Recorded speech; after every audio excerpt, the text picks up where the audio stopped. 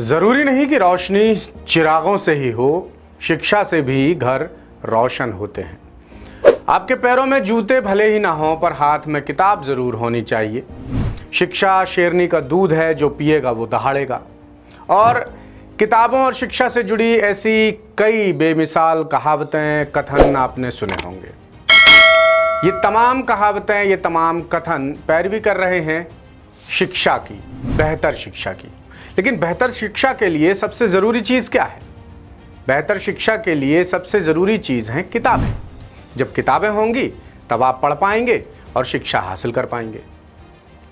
मगर आज के समय में देखें तो क्या शिक्षा सबकी पहुंच में है? अब आप कहेंगे कि जिसे पढ़ना है वो कैसे भी पढ़ लेगा। आप कई मिसालें भी दे देंगे कि फ़लाँ ने नदी पार कर पढ़ाई की, फ़लाँ ने स्ट्रीट लाइट की रोशनी में पढ़ाई की, फ़लाँ ने चिमनी में पढ़ लिया, वगैरह वगैरह। मगर हम आपसे कहें कि क्या आप अपने बच्चों की किताबें कम दरों पर आसानी से ख़रीद पाने में सक्षम हैं? क्या बच्चों की किताबों का सेट आप ख़रीद पा रहे हैं अपने बजट में? यानी ये कीमतें आपके बजट में हैं क्या? इसमें भी ऊंची कक्षाओं की किताबें तो छोड़ ही दीजिए।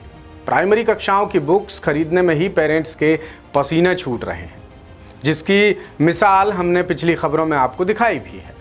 और अब हम आपको लेकर चलते हैं जबलपुर, जहां हाई कोर्ट ने किताबों की आसमानी कीमतों और निजी स्कूलों, पब्लिशर्स और बुक सेलर्स की मनमानी पर गंभीर चिंता जताई है। साथ ही शिक्षा माफिया को कड़ी फटकार भी लगाई है कोर्ट ने। कुछ याचिकाओं की सुनवाई में कोर्ट ने बड़ा और सख्त फैसला सुनाया है। निजी स्कूलों, बुक सेलर्स और प्रकाशकों के गठजोड़ को गंभीर आपराधिक साजिश मानकर कोर्ट ने एफआईआर रद्द कराने पहुंचे नामजद आरोपियों को राहत देने से साफ इनकार कर दिया। ये पूरा मामला क्या है, इस पर हमारी खास रिपोर्ट में हम तफसील से बातचीत करेंगे। लेकिन उससे पहले आपको दासूत्र के खास कैंपेन के बारे में बताते हैं, जिसके जरिए हम पेरेंट्स को किताबों के बहाने की जा रही खुली लूट से सजग कर रहे हैं। देखिए, क्या प्राइवेट स्कूलों और बुक स्टोर्स की मनमानी से आप भी हैं हलाकान? क्या शिकायतों के बाद भी नहीं मिल रहा कोई समाधान? किताबों की मुनाफाखोरी से जनता को सजग करने और लूट से बचाने के लिए दासूत्र की खास पहल 9981782045 नंबर पर व्हाट्सएप कीजिए किताबों का बिल। हमें बताएं, हम उठाएंगे आपकी आवाज। तो अगर आप भी हैं किताबों की बढ़ती कीमतों से परेशान, तो बेझिझक हमें बताएं। और अगर आप खुलकर सामने नहीं आ सकते तो 9981782045 9981782045 इस मोबाइल नंबर पर किताबों का बिल व्हाट्सएप कर दीजिए। बाकी हम देख लेंगे, हम उठाएंगे आपकी आवाज़। बहरहाल अब आते हैं हाई कोर्ट के ताज़ा फैसले पर।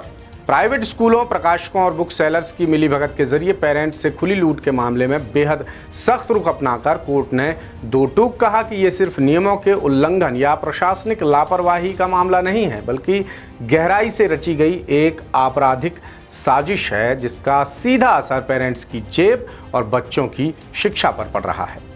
जस्टिस बीपी शर्मा की बेंच ने आदेश में कहा कि स्कूल प्रबंधन, पुस्तक विक्रेता और प्रकाशकों के बीच ऐसा गठजोड़ बन गया है जिसने शिक्षा व्यवस्था को ही कमाई का जरिया बना डाला।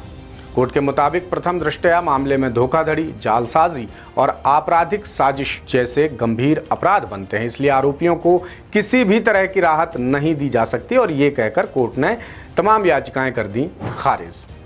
इन लुटेरों में कई रसूखदारों के नाम भी सामने आए हैं, जिनमें जबलपुर के बड़े बड़े स्कूल संचालक और प्रकाशक शामिल हैं। इनमें से कुछ आरोपियों ने खुद पर दर्ज एफआईआर खारिज करवाने के लिए हाई कोर्ट का दरवाज़ा खटखटाया था। और इनमें नाम है कुछ बड़े बड़े, सुनिएगा। क्राइस्टचर्च स्कूल की principal Ekta Peters, Batsley school Katni के प्रिंसिपल अतुल अनुपम अब्राहम, लवी Mary Sathe, children book house के संचालक सूर्य प्रकाश वर्मा, उनके दामाद शशांक श्रीवास्तव और चंद्रशेखर विश्वकर्मा। ये वो नाम हैं जो नामजद आरोपी हैं खुली लूट के मामले में। और इनको आज कोर्ट ने आईना दिखा दिया, साफ इनकार कर दिया कि आपको जमानत नहीं मिलेगी। जांच के मुताबिक सभी आरोपी संगठित नेटवर्क बनाकर पेरेंट्स को लूट रहे थे। इस खेल में निजी स्कूल सिलेबस तय करते थे, पुस्तक छापने का काम करते थे पब्लिशर, और बुक सेलर्स क्या करते थे, ऊंची कीमतों पर ये किताबें बेचते थे। पेरेंट्स को बुक सेलर्स लूटते थे और पूरा नेटवर्क काम कर रहा था और इस नेटवर्क के जरिए लूटा जा रहा था आम लोगों को।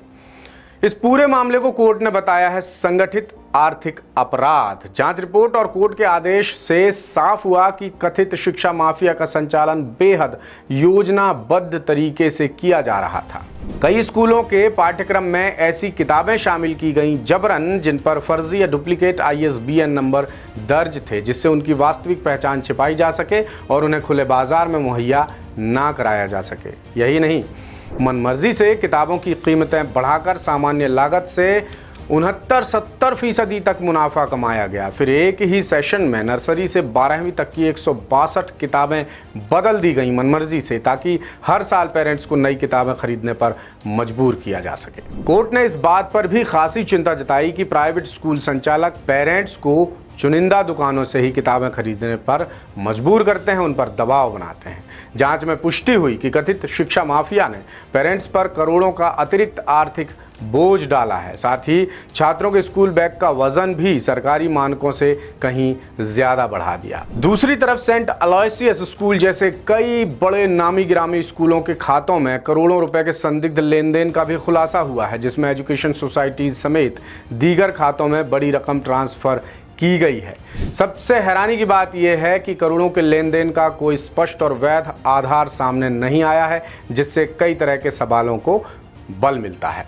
इन तथ्यों के आधार पर हाई कोर्ट ने सभी याचिकाएं खारिज कर दी और ट्रायल कोर्ट को निर्देश दिए कि मामले की सुनवाई कानून के मुताबिक जारी रखकर दोषियों पर कड़ी कार्रवाई की जाए। साथ ही जबलपुर SP को भी आदेश दिया कोर्ट ने कि जिन आरोपियों की जांच अब तक पूरी नहीं हुई है, वो जांच आप जल्दी से जल्दी पूरी करें और बिना देर किए आरोपियों पर एक्शन लें, कड़ा एक्शन। कोर्ट के फैसले से सीधा संकेत मिल रहा है कि शिक्षा के नाम पर चल रहे संगठित भ्रष्टाचार को, इस संगठित आर्थिक अपराध को अब और बर्दाश्त नहीं किया जाएगा और दोषियों पर कड़ी कानूनी कार्रवाई होकर रहेगी। ये फैसला न सिर्फ जबलपुर बल्कि पूरे प्रदेश के लिए एक बड़ा और कड़ा संदेश है कि अब शिक्षा के नाम पर लूट का कारोबार चलाने वालों पर कानून का डंडा पूरी ताकत से चलेगा। लेकिन इसमें पेरेंट्स की भूमिका भी बेहद अहम है, क्योंकि जब तक आप आवाज़ नहीं उठाएंगे आपकी समस्या कोई नहीं सुनेगा। फिर सुलझाने की बात तो बहुत दूर की है। दासूत्र अक्सर कहता है कि सिर्फ एक दिन के वोटर नहीं बल्कि 365 दिन के जागरूक नागरिक बनिए। अपने नागरिक अधिकारों का इस्तेमाल कीजिए। सरकार और सरकारी सिस्टम की आंख में आंख डालकर सवाल पूछिए। बाकी दासूत्र तो है ही आपके साथ। क्या प्राइवेट स्कूलों और बुक स्टोर्स की मनमानी से आप भी हैं हलाकान? क्या शिकायतों के बाद भी नहीं मिल रहा कोई समाधान? किताबों की मुनाफाखोरी से जनता को सजग करने और लूट से बचाने के लिए दासूत्र की खास पहल 9981782045 नंबर पर व्हाट्सएप कीजिए किताबों का बिल। हमें बताएं, हम उठाएंगे आपकी आवाज। लेटेस्ट,